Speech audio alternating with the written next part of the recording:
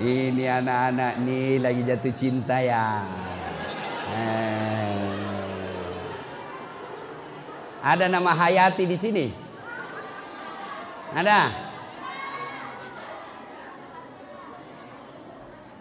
Ibu-ibu, kalau saya cerita kalau orang Padang, saya selalu ingat itu film karya Buya Hamka, Tenggelamnya Kapal.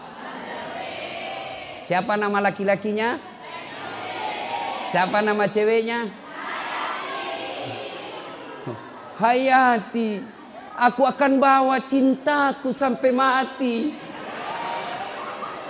Inilah laki-laki kalau lagi jatuh cinta. Aku akan mengikutimu.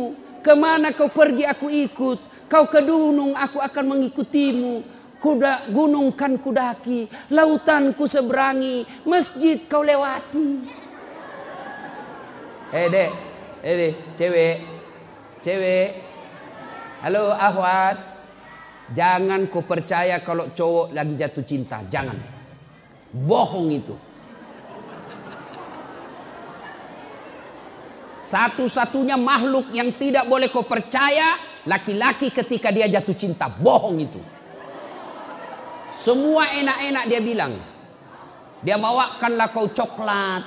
Dia bawakanlah kau bunga. Malam sebelum tidur, adindaku sayang. Gimana kabarmu di sana?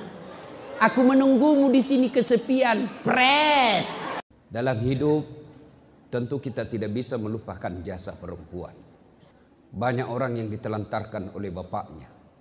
Tapi begitu banyak orang yang bisa besar meskipun tidak punya bapak, tapi bisa menjadi orang sukses karena kasih sayang ibu. Saya bisa jadi ustadz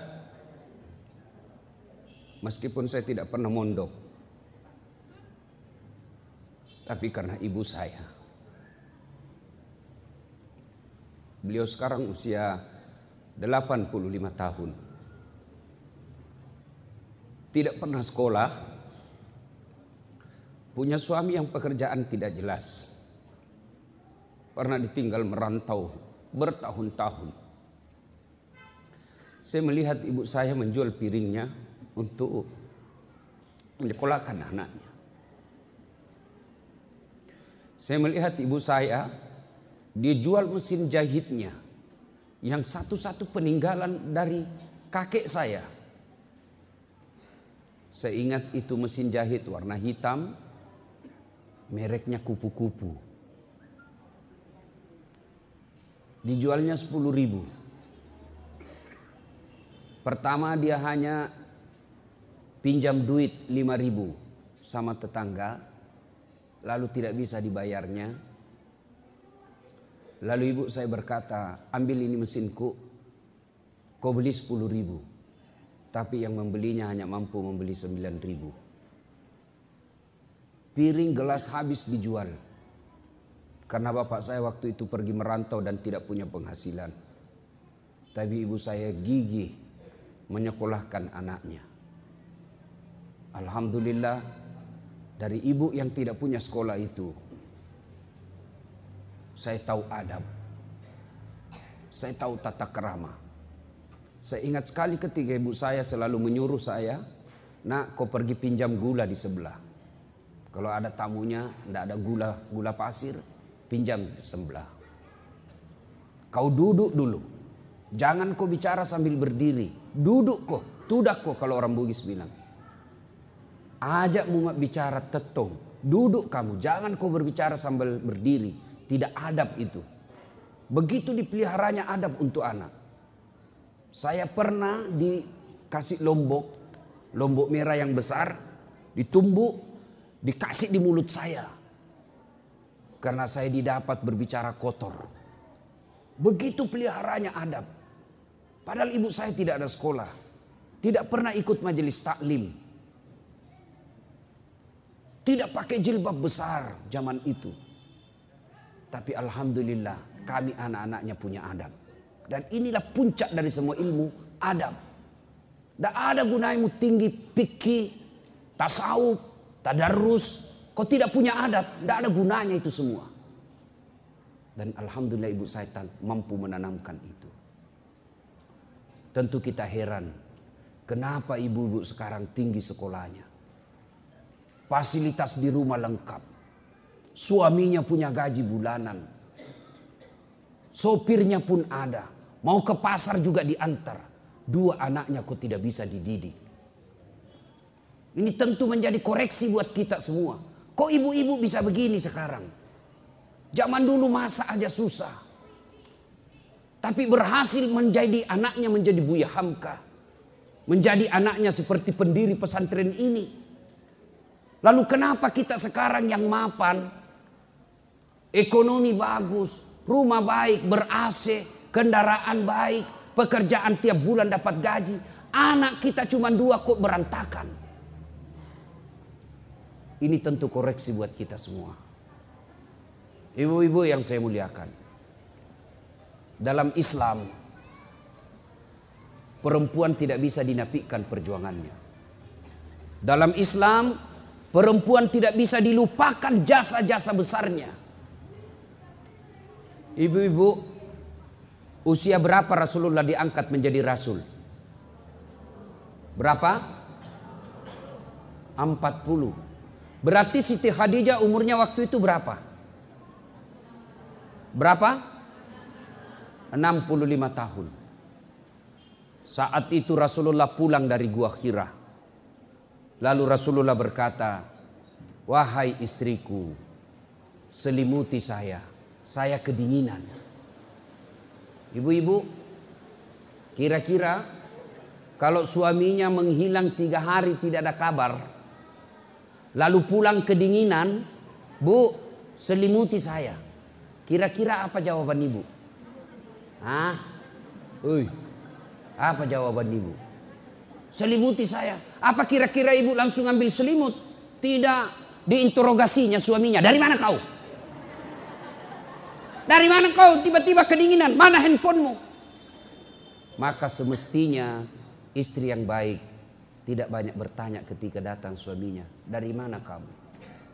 Tapi dia akan berkata, "Sami'na wa ata'na." Saya dengar dan saya taati. Istri yang baik, pulang suaminya, mau cari nafkah atau dapat nafkah, maka dia akan bertanya, "Bang, apa yang kau butuhkan sebelum kau tidur?" Itu dong. Cuma ini sekarang perempuan kan banyak dirusak otaknya dengan emansipasi. Akhirnya tinggi sekolahnya, tidak bahagia dalam rumah tangga. Maka istri yang baik seperti Khadijah, tidak banyak tanya ketika perintah suami. Maka jangan heran perempuan dulu setelah menikah tidak banyak pertanyaannya. Betul-betul dia nafdikan hidupnya untuk anak dan suaminya. Sehingga perempuan dulu insya Allah gampang masuk surga. Kenapa dia gampang masuk surga? Betul-betul diabdikan untuk rumah tangga. Coba lihat perempuan sekarang. Gelar bertumpuk, pekerjaan banyak, tapi anaknya tidak bisa dididik. Iya toh? Masih usia 3 tahun, kasih apa? Guru. Dia kasih gurunya. Apa sih sekolah itu yang kecil-kecil? PAUD. Saya punya anak, saya tidak kasih sekolah, tidak usah PAUD. Kau itu tugasmu sebagai istri. Masa kau kasih orang lain untuk didik anakmu? Tidak usah PAUD. Nanti 7 tahun, kita dulu juga 7 tahun baru sekolah belajar A, B, C, 1 tambah 1, 2. Usia 7 tahun itu. Sekarang anak-anak masih 2 tahun sudah diambil gurunya. Kapan sama ibunya? Maka jangan heran anakmu tinggi sekolah banyak duitnya, tapi tidak punya sopan santun sama orang tuanya. Subhanallah. Ya? Ibu kenal Khadijah? Tahu Khadijah ibu? Tahu Khadijah? Itu Khadijah ibu.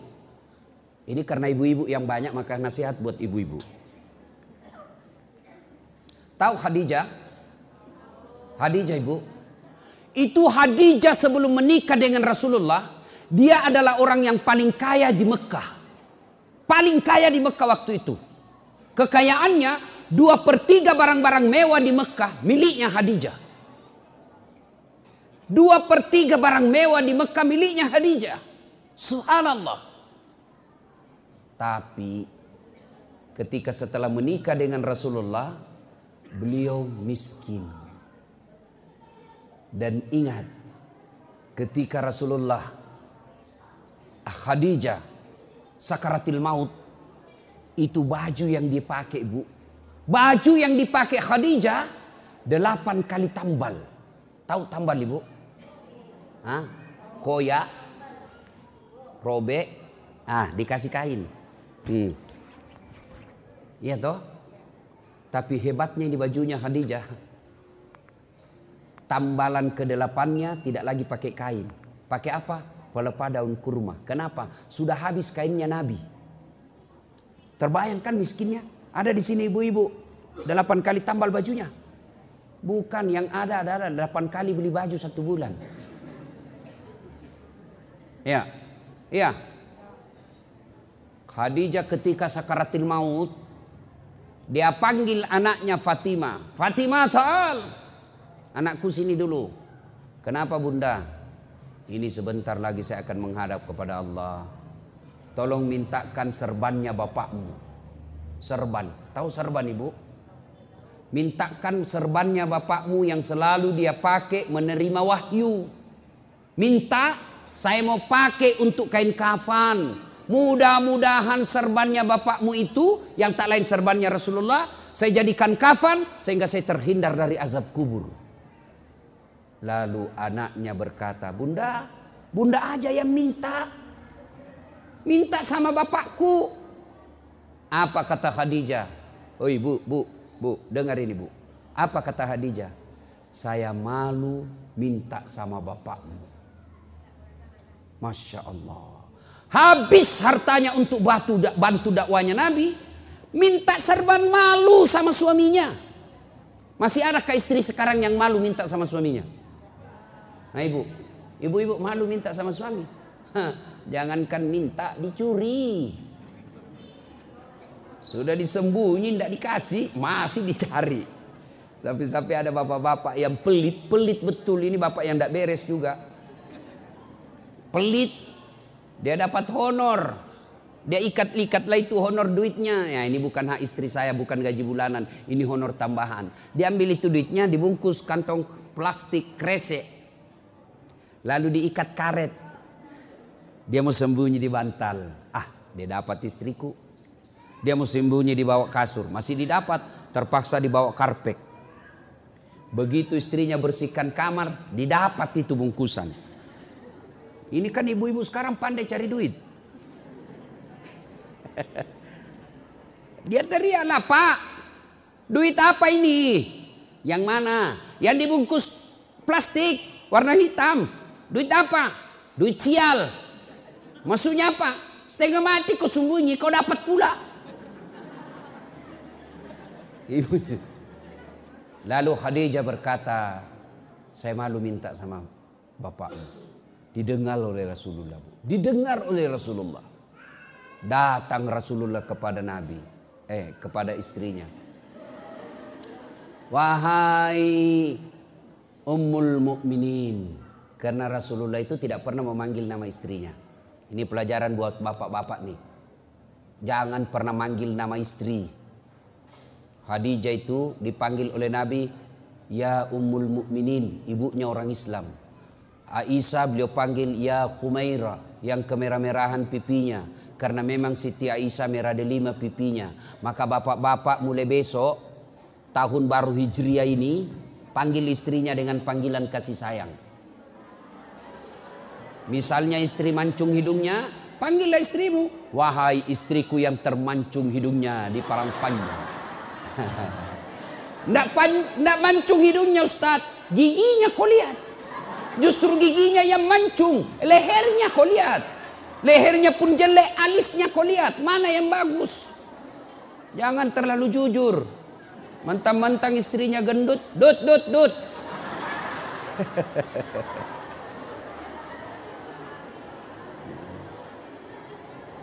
Datang Nabi.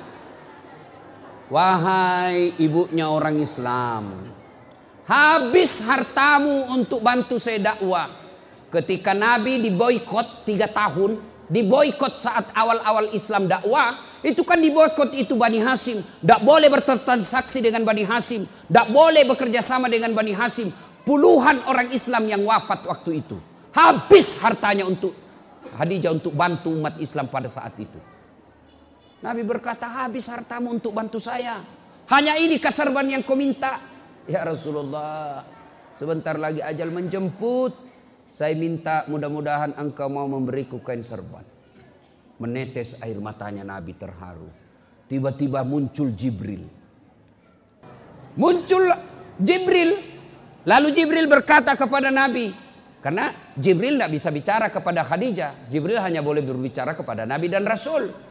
Ya Muhammad, sampaikan kepada Khadijah ada salam dari Allah Subhanahu wa ta'ala. Masya Allah, Khadijah, Allah titip salam kepadanya. Apa enggak bangga ibu?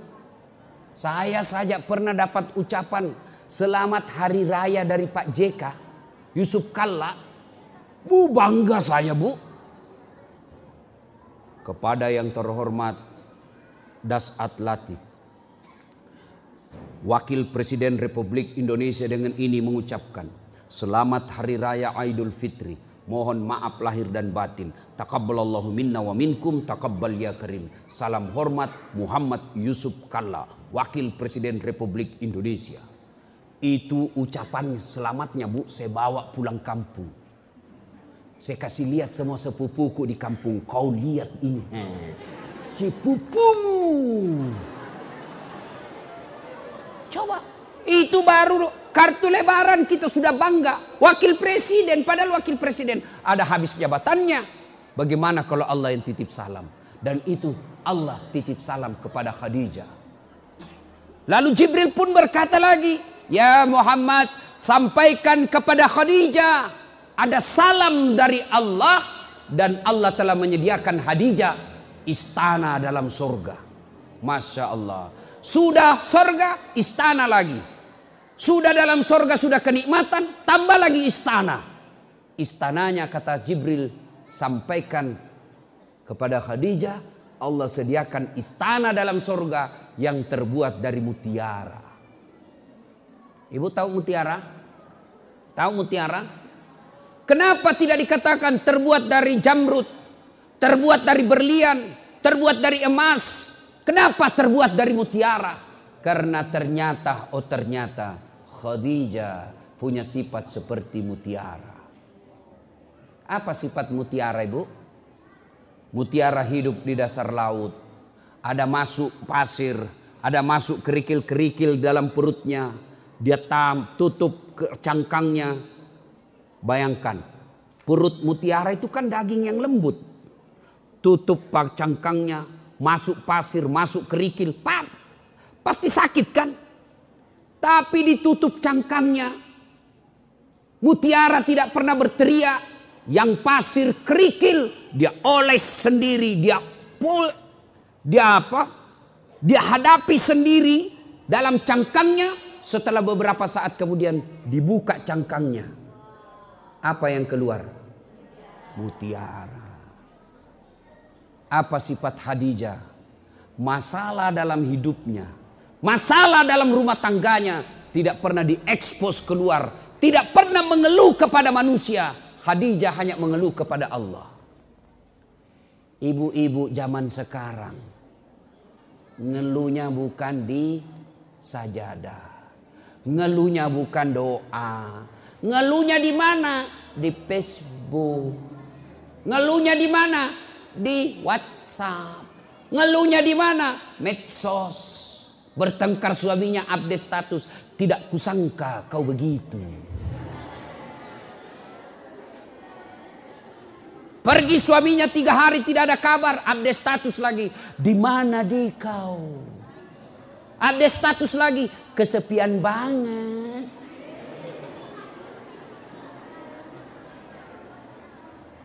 Apa dilarang perempuan ngeluh? Tidak. Apa dilarang perempuan berkeluh kesah? Tidak. Tapi jangan berkeluh kesah kepada manusia, berkeluh kesahlah kepada Allah. Bu, suami pergi cari nafkah. hasil tidak sesuai keinginan. Anak mau sekolah, ibu ndak usah ngedu di Facebook. Andai ku tahu penghasilanmu seperti ini, tidaklah aku menerima lamaranmu. Apalagi ndak menerima, kau sudah punya anak 2. Tapi dia mengeluh kepada Allah. Ya Allah, Engkau yang mengatur rezeki suamiku. Kami membutuhkan tambahan penghasilan. Engkau yang maha kaya. Jika rezeki suamiku masih di atas langit, turunkan. Jika masih dalam tanah, munculkan. Jika masih jauh, dekatkan. Jika masih sedikit, cukupkan. Yang lebih penting dari itu ya Allah, berkahkan penghasilan suamiku. Amin ya Rabbal Alamin. Sudah itu dia WhatsApp suaminya, dia SMS suaminya. Bang, jangan galau mencari nafkah. Jika rezekimu memang sudah itu, maka jangankan diambil orang, tertukar saja tidak. Rezeki takkan kemana. Jangan galau dan menghalalkan segala cara. Baru aja aku doakan dalam sholat duhaku, semoga Allah merahmati penghasilanmu. Salam sayang selalu dari istrimu di rumah. Nyaman.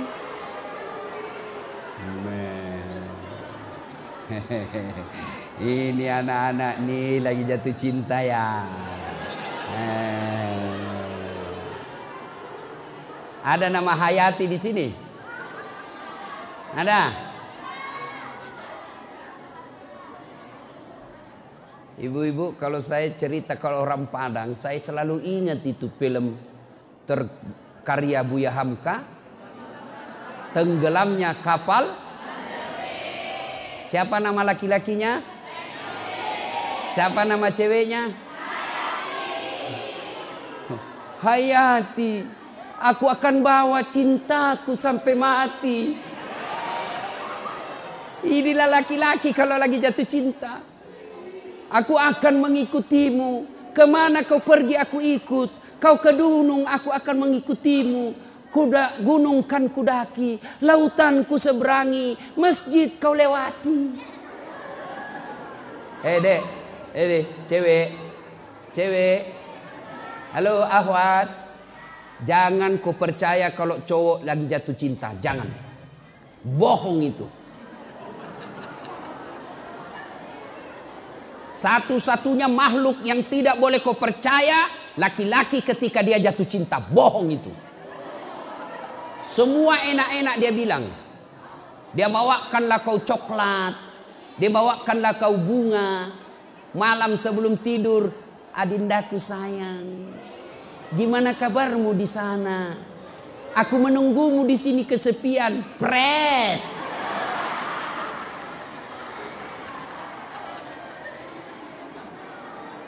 Nah, Bu Khadijah, ibu-ibu, tahun baru Hijriah ini jadilah Khadijah. Apa Khadijah? Patuh dan taat sama suami, lalu tidak pernah mengeluh kecuali hanya kepada Allah. Kepada tetangga tidak boleh, kepada saudara pun tidak boleh. Untuk apa kau cerita aib-aib rumah tanggamu kepada orang lain? Kenapa? Pasti dia cerita. Kalau ibu curhat sama tetangga, suami saya kok gitu ya. Saya tidak sangka dulu, waktu belum dinikahinya aku santun. Hati-hati sayang. Ada batu di depanmu. Sekarang setelah ada anakku, tahan tuh kakiku, dibilang, di mana kau simpan matamu? Sekarang tidak usah curhat sama tetangga. Dengar tetanggamu curhat, apa kata tetangga? Kasihan benar ibu, kok bisa ya suamimu begitu? Tapi dalam hatinya, rasai loh. Tidak usah. Ibu cerita ke orang lain, pasti dia cerita juga. Masa dia cerita saya Ustadz? Saya masih sepupu satu kali itu, masih sepupu saya. Masa dia cerita? Siapa Abu Lahab? Abu Sofyan. Abu Sofyan itu sepupunya Nabi. Masa dia cerita saya Ustadz? Itu masih paman saya. Siapa Abu Lahab? Pamannya Nabi. Masa dia cerita saya Ustadz? Itu masih saudara kandung sama saya. Siapa yang dorong Nabi Yusuf masuk ke sumur? Saudaranya. Jadi tidak usah kau cerita aibmu. Tidak usah kau cerita penderitaan rumah tanggamu. Kan ini orang bule selalu bilang, berceritalah, berkisahlah. Karena ketika kau bercerita, bebanmu akan berkurang. Siapa bilang? Lebih baik cerita kepada Allah. Ngadu ibu. Sholat tahajud. Sholat duha. Sholat hajat. Kalau Allah yang kabulkan doa ibu, kecil memperbaiki rumah tangga. Nih perempuan pertama, Khadijah. Ada lagi perempuan,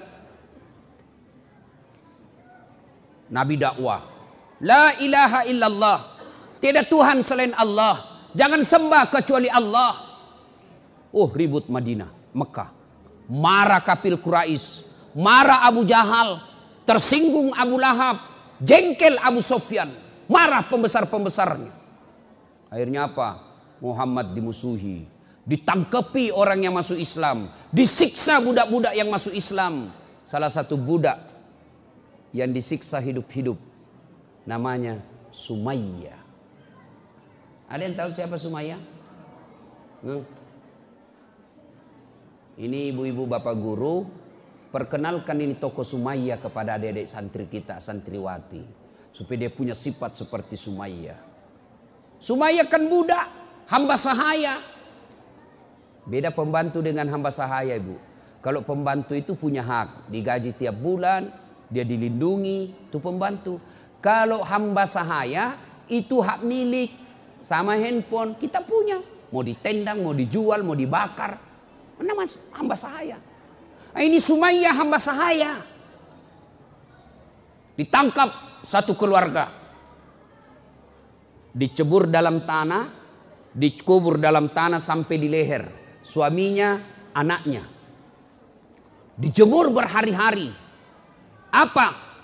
Hanya diminta, Sumayyah, kau berhenti mengimami Muhammad. Kau berhenti keluar dari Islam. Saya berikan kamu harta. Saya bebaskan kamu menjadi budak. Saya merdekakan kamu. Apa kata Sumayyah? Tidak. La ilaha illallah Muhammad dan Rasulullah. Saya kasih kau duit. Tidak. La ilaha illallah Muhammad dan Rasulullah. Saya kasih kau rumah. Tidak. La ilaha illallah Muhammad dan Rasulullah. Tidak goyang imannya. Akhirnya Abu Jahal jengkel. Kurang ngajar ini budak ini. Sudah tanam hidup-hidup. Sampai di leher. Dilempari. Menderita. Besoknya dilepas. Lalu diikat di tiang. Dijemur lagi. Lalu Abu Jahal membujuk Sumayyah. Sumayyah, saya tahu kenapa kau terlalu percaya sama Muhammad. Kau tidak pernah bisa meninggalkan Muhammad. Karena Muhammad gagah. Kamu pasti jatuh cinta sama Muhammad. Marah Sumayyah. Dia kumpul semua liur yang ada di mulutnya. Diludahi itu. Mukamu tidak lebih hina dari kotoran onta. Bayangkan bangsawan Mekah waktu itu diludahi mukanya oleh budak, itu penghinaan yang luar biasa. Marah Abu Jahal, diambil tombak lalu ditombaklah Sumayyah. Berkali-kali di dadanya, wafat tergantung dalam ikatannya, diikat dalam kayu, di kayu, lalu wafat Sumayyah dengan tombak ada di badannya. Perempuan Islam, orang yang pertama mati sebagai tumbal mempertahankan la ilaha illallah, bukan kaum laki, tapi apa? Kaum wanita, perempuan, dialah Sumayyah. Maka ibu-ibu, ajarkan akidah kepada anak-anak. Nak, kau menikah, jangan lihat kerjaannya, jangan lihat pekerjaan pangkatnya, tidak usah lihat sukunya, tapi lihat agamanya. Kalau agamanya baik, biarlah dia pegawai honor, insya Allah bertanggung jawab. Belajar dari Zainuddin dan Hayati. Kata Mama Nini, apa kau mau menikah dengan Zainuddin? Tidak jelas sukunya, tidak jelas asal usulnya. Nah, ditolak karena kesombongannya suku-suku. Iya kan? Jangan lihat suku, jangan lihat pendidikan semata. Yang utama agama. Ajarkan itu kepada anak. Akidah namanya itu. Ibu boleh ajarkan akidah dengan cara lagu. Ibu-ibu dulu, ibu saya memperkenalkan Rasulullah melalui lagu. Lagu apa? Pada zaman dahulu kala, pada zaman sambil cuci piring itu. Pada zaman jahiliyah. Saya dengar dari belakang sambil saya tanya, kenapa mak zaman jahiliyah? Dia lanjut laginya. Lahirlah seorang rasul yang terakhir dan mulia. Saya tanya lagi, siapa namanya mak nabi terakhir?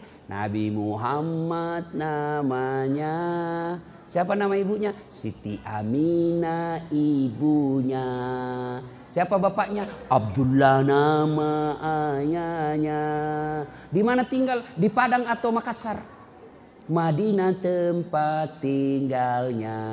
Terus kenapa mak? Dia lanjut lagi lagunya. Setelah dewasa diangkat menjadi rasul. Saya tanya, siapa yang angkat mak? Pak Camat atau Pak Lurah? Oleh Allah yang kuasa. Allah itu siapa mak? Pencipta alam semesta. Itu ibu-ibu dulu lagunya kalau maulid itu yang begitu. Bulan Isra Mi'raj lagi nyanyi lagi. 27 Rajab Nabi Muhammad diisrakan dari Masjidil Haram ke Masjidil Aqsa. Itu lagu-lagu dulu ibu-ibu kan begitu. Marah-marah suaminya menyanyi. Insaflah wahai manusia. Itu lagu ibu dulu. Datang suaminya, dia usap-usap kepalanya, lalu menyanyi. Bila kamu di sisiku. Ibu-ibu pasti hafal ini kan.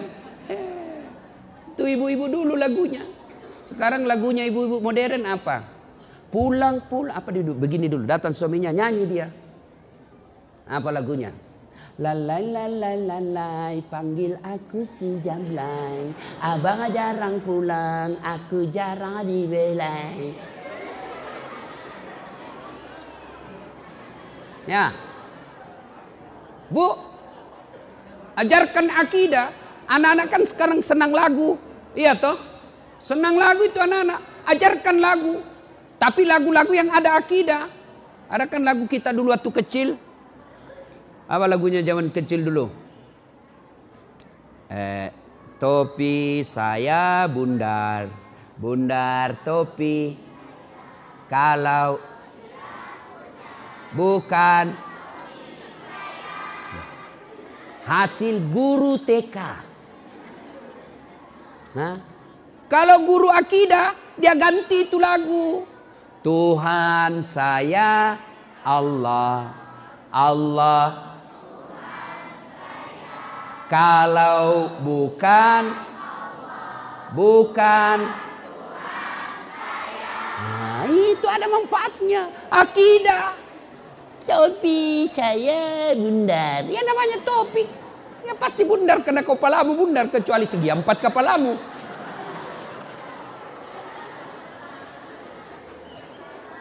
Ya. Nah, jadi ajarkan akidah seperti Sumayyah wafat mempertahankan akidahnya. Dalam pergerakan Islam. Ketika Nabi hijrah dari Mekah ke Madinah, Nabi transit di Gua Zur. Adik-adik tahu Gua Zur? Tempatnya Nabi apa? Bersembunyi 3 hari 3 malam bersama siapa? Siapa? Abu Bakar Siddiq. Pada saat itu ada tokoh wanita yang sengaja naik mendaki gunung. Ibu-ibu yang pernah ke Tanah Suci, biasanya kan kita dibawa ziarah itu di Gua Zur. Itu kalau jalan kaki naik ke atas, laki-laki saja paling cepat 3 jam. Ini tokoh wanita yang jalan kaki membawakan makanan Nabi ke Gua Zur 3 hari 3 malam berturut-turut. Siapa yang tahu namanya? Siapa? Asma. Bukan Asma. Asma binti Abu Bakar Siddiq. Inilah dia. Sampai anaknya Abu Bakar Siddiq ini tidak punya tali. Dia robek itu jilbabnya. Dia robek itu kudungnya untuk membungkus makanan untuk Nabi. Artinya wanita boleh melakukan pergerakan-pergerakan politik. Tapi dengan catatan tidak boleh menghindarkan fitrahnya sebagai perempuan. Boleh beraktivitas perempuan di luar, boleh, dengan catatan tidak boleh meninggalkan tugasnya sebagai istri dan tugasnya sebagai ibu. Itu bicara perempuan-perempuan hebat. Berkaitan juga dengan hijrah. Ketika selesai rapat bangsawan-bangsawan kafir Quraisy, itu kan bersepakat mereka ketika rapat. Ini rapat tidak boleh bocor. Sebentar malam Muhammad kita akan bunuh. Tidak boleh bocor hasil rapat. Siapa yang bocorkan kami tangkap. Setuju? Setuju. Pulang rapat ada bapak-bapak, dia cerita sama istrinya. Bu, apa? Cari ribut. Apa? Rahasia. Muhammad sebentar malam mau dibunuh. Tapi jangan kau ngomong, ini rahasia ya. Awas bocor. Ini sudah dikasih tahu istrinya. Ini istrinya pergi bertetangga. Jangan ngomong-ngomong. Ini rahasia. Hanya kau saya kasih tahu. Jangan ngomong ya. Aman, tidak bocor. Muhammad sebentar malam mau dibunuh. Setelah itu dia pergi cerita lagi. Jangan ngomong-ngomong. Ini rahasia. Akhirnya awalnya nggak ngomong-ngomong. Satu Makkah ngomong. Gara-gara apa? Nih tukang gosip. Ternyata dari dulu perempuan tidak boleh diberitahu rahasia. Pasti bocor. Itu penyakitnya perempuan. Kan itu kita baca kisah dalam kitab kisah Isra Mi'raj. Ketika Nabi pergi perlihatkan isi surga. Alhamdulillah banyak perempuan dalam surga. Begitu mampir lihat neraka. Lebih banyak lagi dalam neraka. Apa sebabnya? Karena perempuan tidak bisa menjaga gosip. Kalau kumpul-kumpul begini, masih ada itu yang gosip. Lewat temannya enggak dia cerita, tapi dilihat mulai dari pintu masuk sampai duduk. Apa? Dia enggak ngomong tapi matanya, bibirnya. Kenapa? Enggak serasi kudungnya. Iya, kayak umbun-umbun. Satu sudah gosip tuh, lewat lagi yang satu. Palsu lipstiknya. Kenapa kau tahu? Melengket di giginya. Sudah 3 dia gosip. Sampai Ustadz Dasat pun dia gosip. Saya lewat tadi ada yang bilang, Ustadz Dasat. Itu juga bajunya yang di YouTube.